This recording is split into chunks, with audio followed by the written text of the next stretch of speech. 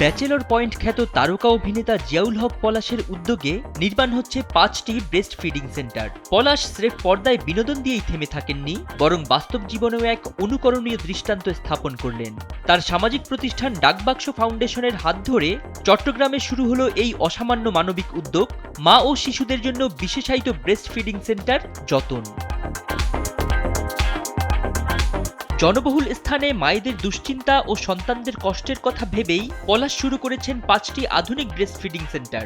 Chittagong city কর্পোরেশনের সহযোগিতায় নতুন ব্রিজ, পতেঙ্গা ও রেলওয়ে স্টেশনের মতো ব্যস্ত এলাকায় নির্মিত হচ্ছে এইসব সেন্টার। পলাশের এই ড্রিম প্রজেক্ট মায়েদের জন্য নিশ্চিত করবে পরম মমতা ও স্বস্তি। পলাশের এই উদ্যোগ কেবল স্থাপনা নয়, বরং সমাজ ব্যবস্থায় এক মানবিক বিপ্লব। বিলাসিতার পেছনে না ছুটে তিনি মানুষের মৌলিক প্রয়োজনের পাশে দাঁড়িয়েছেন। তার এই সাহস ও মমত্ববোধ প্রমাণ করে, ব্যক্তিগত অবস্থান থেকে সবাই এভাবে এগিয়ে এলে দেশটা আরও অনেক বেশি মানবিক হয়ে উঠত। চট্টগ্রামবাসীর প্রতি পলাশের উদাত্ত আহ্বান, এই মহতী যাত্রায় শরিক হওয়ার। হোক তা আর্থিক কিংবা মানসিক সমর্থন, সবার ক্ষুদ্র সহযোগিতা একজন মা ও তার শিশুর মুখে হাসি ফোটাতে পারে। অনেকের মতে জিয়াউল হক পলাশ প্রমাণ করেছেন, প্রকৃত অভিনেতা তিনি, যিনি পর্দার বাইরেও মানুষের জীবন রাঙিয়ে দিতে জানেন।